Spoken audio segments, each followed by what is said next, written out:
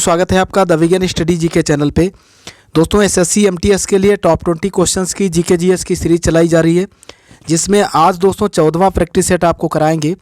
ऐसे top 20 questions इसमें कराए जाते हैं डेली आपको, जो कि दोस्तों एसएससी के जो भी एग्ज़ाम्स अभी तक के हुए हैं उन सभी से सेलेक्टेड क्वेश्चंस कराए जाते हैं, जिनके इस बार आपके एग्ज़ाम में आने की संभावना है दोस्तों।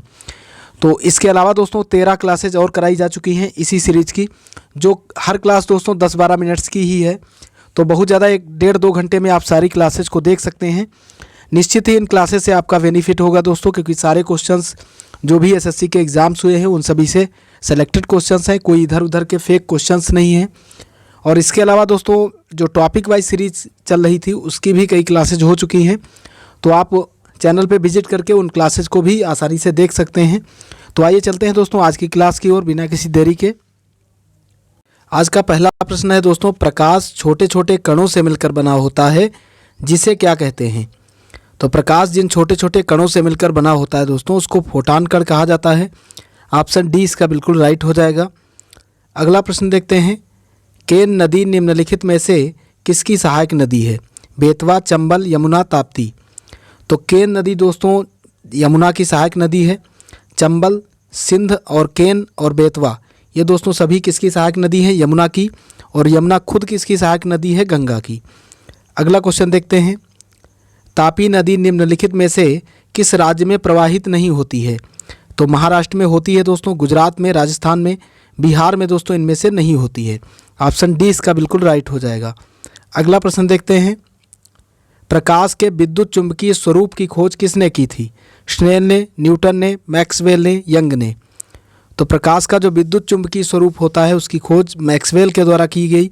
ऑप्शन सी इसका बिल्कुल राइट हो जाएगा। अगला प्रश्न है दोस्तों, किस नदी की घाटी गहरी खंडभूमि के लिए विख्यात है? तो बहुत ही इंपॉर्टेंट क्वेश्चन है दोस्तों, कौन सी ऐसी नदी है जिसकी घाटी जो है गहरी खंडभूमि के लिए विख्यात है? तो वो नदी है दोस्तों चंबल नदी। ऑप्शन सी इसका बिल्कुल राइट हो जाएगा। अगला प्रश्न देखते हैं, निम्नलिखित में से कौन भारत में गरीबी रेखा का निर्धारण करता है? तो भारत में दोस्तों गरीबी रेखा का निर्धारण किया जाता है नीति आयोग के द्वारा। ऑप्शन डी इसका बिल्कुल राइट है। और नीति आयोग के जो उपाध्यक्ष हैं दोस्तों वर्तमान में वो कौन है? डॉक्टर सुमन बेरी। ये दोस्तों करंट का क्वेश्चन है, आप इसे याद रखिएगा। और परमेश्वर अय्यर जो हैं दोस्तों वो क्या हैं? वो इस समय नीति आयोग के सीईओ हैं दोस्तों, तो इसे भी आप याद रखिएगा। और नीति आयोग का अध्यक्ष जो भारत का प्रधानमंत्री होता है वो होता है दोस्तों। अगला प्रश्न है, प्रकाश विद्युत प्रभाव का प्रतिपादन किसने किया? तो प्रकाश के विद्युत प्रभाव का प्रतिपादन दोस्तों किया गया था किसके द्वारा दोस्तों? ये किया गया था आइंस्टीन के द्वारा। ऑप्शन सी इसका बिल्कुल राइट है। अगला प्रश्न देखते हैं, कौन सी दोस्तों नदी है जिसके ऊपरी भाग पे मीठा जल केवल परंतु दोस्तों निचले भाग में खारे जल का प्रवाह मिलता है? बराक, लूनी, घग्गर। तो इसमें से जो लूनी नदी है दोस्तों जो कि कच्छ के क्षेत्र से होकर के बहती है, आपसे यदि पूछा जाए कच्छ के क्षेत्र में विलुप्त होने वाली नदी कौन सी है तो वो लूनी नदी है। और लूनी नदी की खासियत है दोस्तों ऊपरी भाग में मीठा किंतु निचली सतह में खारा जल पाया जाता है। अगला प्रश्न देखते हैं, निम्नलिखित में से कौन सा एक सूचकांक भारत में गरीबी की तीव्रता की माप के लिए सबसे उपयुक्त है?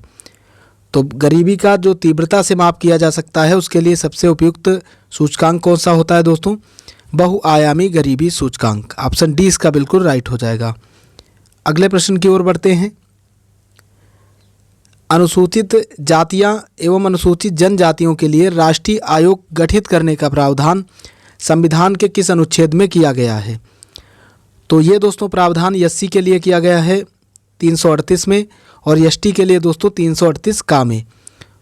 तो अनुच्छेद 338 का दोस्तों इसके लिए है। ऑप्शन ए इसका बिल्कुल राइट हो जाएगा। अगला प्रश्न देखते हैं,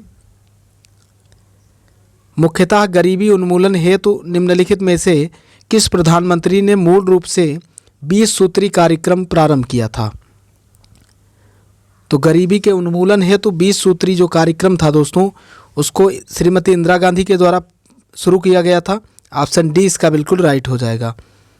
अगला प्रश्न देखते हैं, अगला प्रश्न है दोस्तों, संविधान का अनुच्छेद 312 किससे संबंधित है? तो आप सभी को पता होगा दोस्तों, अनुच्छेद 312 में अखिल भारतीय सेवाएं हैं। ऑप्शन ए इसका बिल्कुल राइट हो जाएगा। अगला प्रश्न है दोस्तों, होलियोडोरस का बेस नगर अभिलेख किसको संदर्भित करता है? संकर्षण वासुदेव को, संकर्षण प्रद्युम्न को, संकर्षण प्रद्युम्न वासुदेव को, केवल वासुदेव को? तो बेस नगर अभिलेख दोस्तों केवल वासुदेव से संबंधित है। ऑप्शन डी इसका बिल्कुल राइट है। अगला प्रश्न देखते हैं, अल्प विकसित देशों में गरीबी का मुख्य कारण क्या होता है? लोगों में बुद्धि का अभाव, आय में असमानता, सांस्कृतिक गतिविधियों का, स्वैच्छिक निष्क्रियता का? तो अल्प विकसित देशों में गरीबी का दोस्तों कारण होता है आय में असमानता। ऑप्शन बी इसका बिल्कुल राइट हो जाएगा। अगला प्रश्न देखते हैं, किस राज्य को अत्यधिक कुपोषण के कारण भारत का इथोपिया कहा जाता है? तो भारत का इथोपिया दोस्तों कुपोषण के कारण किसको कहा जाता है?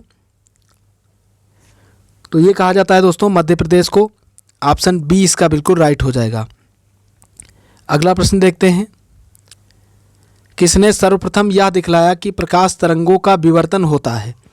तो ये सबसे पहले दोस्तों किसने सिद्ध किया था? ग्रेमाल्डी ने। ऑप्शन ए इसका बिल्कुल राइट है। अगला प्रश्न है दोस्तों, सूरजकुंड झील किस राज्य में स्थित है? सूरजकुंड झील हो दोस्तों या सूरजकुंड मेला, ये दोस्तों कहाँ है? दोनों हरियाणा में। और सूरजकुंड मेला लगता है दोस्तों फरीदाबाद में। कहाँ? हरियाणा के फरीदाबाद में। तो आप इसे भी याद रखिएगा। अगला प्रश्न देखते हैं, भारत के मुख्य न्यायाधीश की नियुक्ति कौन करता है? तो मुख्य न्यायाधीश की नियुक्ति दोस्तों राष्ट्रपति के द्वारा की जाती है। ऑप्शन डी इसका बिल्कुल राइट है। अगला प्रश्न देखते हैं, गोल गुंबज भारत के किस राज्य में स्थित है? आंध्र प्रदेश, कर्नाटक, महाराष्ट्र, केरला? गोल गुंबज दोस्तों कर्नाटक राज्य में है। ऑप्शन बी इसका बिल्कुल राइट है। आज का लास्ट क्वेश्चन है दोस्तों, आईने अकबरी पुस्तक किसके द्वारा लिखी गई? तो आईने अकबरी का लेखक है दोस्तों अबुल फजल। ऑप्शन बी इसका बिल्कुल राइट हो जाएगा।